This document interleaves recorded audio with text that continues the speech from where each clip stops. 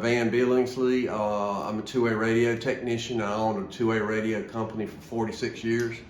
And we have had many years of experience with two-way radios on the commercial side.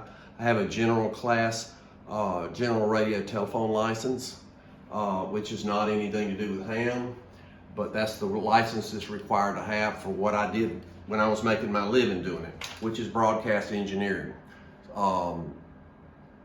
The laws changed a while back, and they don't require a license to be a broadcast engineer anymore unless you're on the border of the United States to Canada or Mexico. And hence I had that license to do that. So I'm going to run a piece of equipment here called an International Flight Research instrument, and we use them for speccing all kinds of equipment, such as duplexers and combiners, two-way radios, whether it be ham or commercial or broadcast or whatever. It checks about everything that you need to know about a radio, and you can take it as far as you want it or as little as you want it. Today, we're just going to run across the normal things that when we bring a radio in for service, that we run through this to determine if there's a problem with it before we put our hands on it. Because if you put your hands on it and create another problem, then you got two problems to deal with. So we're only going to deal with one problem at a time. And we're going to get a close-up of the operation of this before I ever key into it. So he's going to get a real close look at it.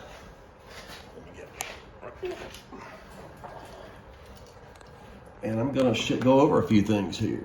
All right, we got a button over here called transmitter testing. This particular IFR unit is automated in a lot of ways. Everything I've ever run was not automated, so you had to set it up manually. This one, you just mash a button, it says transmitter testing.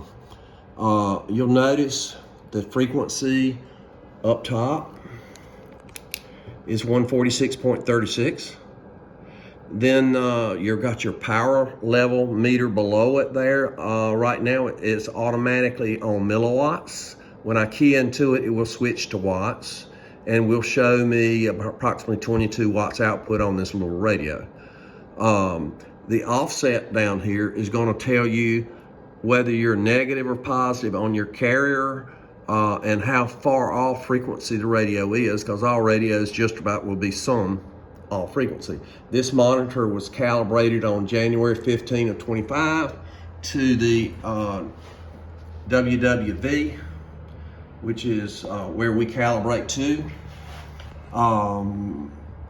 And so it's deadly accurate. It's supposed to be within 20 cycles. And that's good for 2 years at a time. And this one's freshly calibrated. So what we send to it's going to be dead on and deadly accurate. So what we're going to check is the frequency. We're going to check the drift on the radio to see just how far off it is. We're also going to check the transmitter level. Then we're going to go down here and look at the modulation level. You have 2.5 kilohertz, which is your narrow band, and 5 kilohertz, which is your wider band. And then your commercial broadcast, like FM radio station, they're deviating plus or minus 75 kilohertz. So big differences in modulation levels. So frequency, offset on the frequency, power level, and modulation level. And it'll also tell you when I modulate it, because you'll be watching this and not me. It will tell you if you're equally modulating the carrier. In other words, if you're deviating 2,500 cycles, are you deviating equally low and equally high on the modulation? So we look at that too. So here we go. So watch your carrier.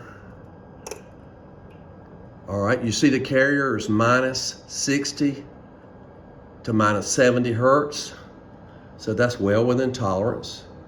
And you also have a power level of about 22 watts, which is 43.4 dBm. So your own frequency, minus 60 hertz, your 22 watts, and down here on the bottom, I'm going to modulate things. Radio check, 1, 2, 3, 4, 5, 5, 4, 3, 2, 1. Check, check. The highest I saw was just below 5 kilohertz deviation. So that is a good transmitter for what it is, because this is a 20-watt radio and it's doing what it should be doing. Now the transmitter is the easier part to test, and there are other things. If we were running CTCSS or PL, then we would check for encoding to make sure that it's modulating the carriers at 0.6 kilohertz is where we like to set the deviation for the CTCSS or private line, whatever you know it as, and because it works well at that. And so now I'm going to switch over. I'm going to stop the recording on the camera here, and I'm going to switch over. All right, so now what we're doing is looking at, you'll notice the channel frequencies changed a little bit because I had it adjusted to the thumb wheel here. So now I can move it wherever I want it.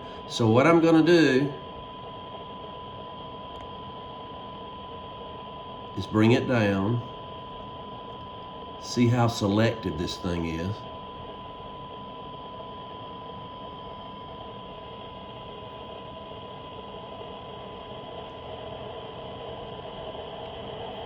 It's gone, and it closed the squelch. Okay, so that's on the lower side at 146.95435 megahertz. That's the lower side. So let me write that down and get a piece of paper here. 9. Suppose it'd be at 146.96, 146.9600. And we are at 146.954. Okay, that's low. So if you're running power below this frequency right here, then it's not going to bother you unless it's a ridiculous power, because it's not receiving anything below that. Now, if we jerk the power level up, it might, but we're going to take it to the positive side and see if it goes the same distance. So we're going to bring it back to where it was, and there it's back, coming back.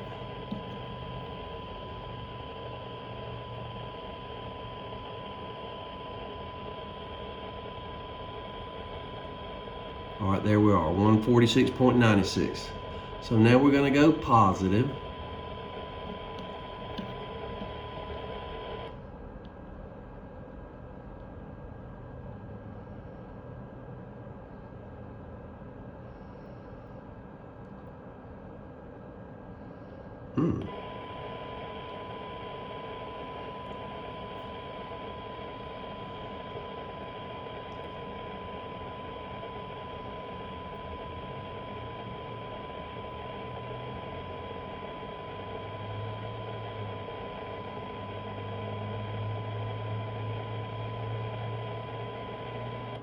All right, it lost it 178. Let's see. Okay.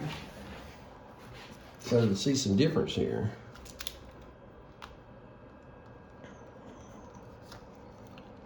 Maybe 178. So see the difference? We're at 435 low, and it loses it at 178 high.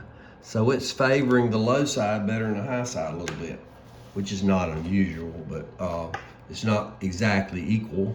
But like I say, this is a $100 radio. A good one probably would be equal. Okay. Anyway, that alone, I mean, you get into other things like audio distortion. This particular unit's got the capability of outputting audio to the radio and then receiving it back.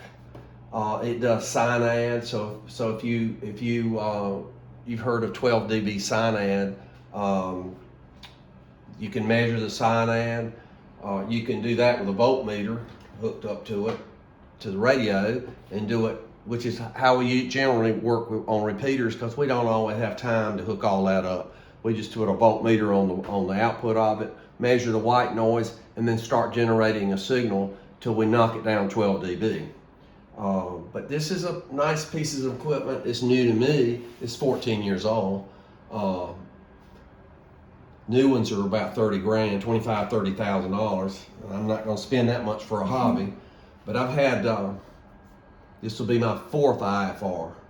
I had one back 50 years ago. It's called an IFR AM/FM 1000A, which is one of the first ones they ever built. Then I had an AM/FM 1200 with a spectrum analyzer built into it. Then I had a 7550 IFR. So this is the 4th one I've had. This is a really nice unit. Once I get used to it, I'm not used to automated controls. I'm used to turning the knobs and switching the switches.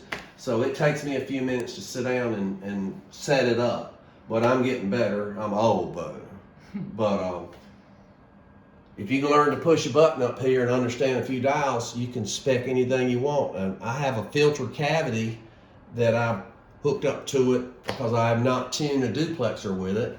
And that's one thing we're going to do to the Hamlet repeater soon, is once we get over there with it, is to check the duplexer over there to see just how close it is, which I think it is close. The issue that they're having over there, we found one problem. We hooked this up to it the other day, and we saw one issue with the repeater, and it seems to be doing a lot better, I think. And I think there was a little bit of a second issue that may be something that we get into. But if you can learn to work this, you can fix a lot of stuff. Okay. And you can tell how good a radio is or how bad a radio is, and it's deadly accurate. We checked the power output right here. It'll do up to 150 watts. I don't like keying that much into it. If I go past 100, I'm gonna hook a dummy load up, which is not gonna be quite as accurate as this. But I'll hook a dummy load up in an external watt meter because I don't want to damage this one. But this one will take a couple of 100 watts for 10 seconds. And not burn up.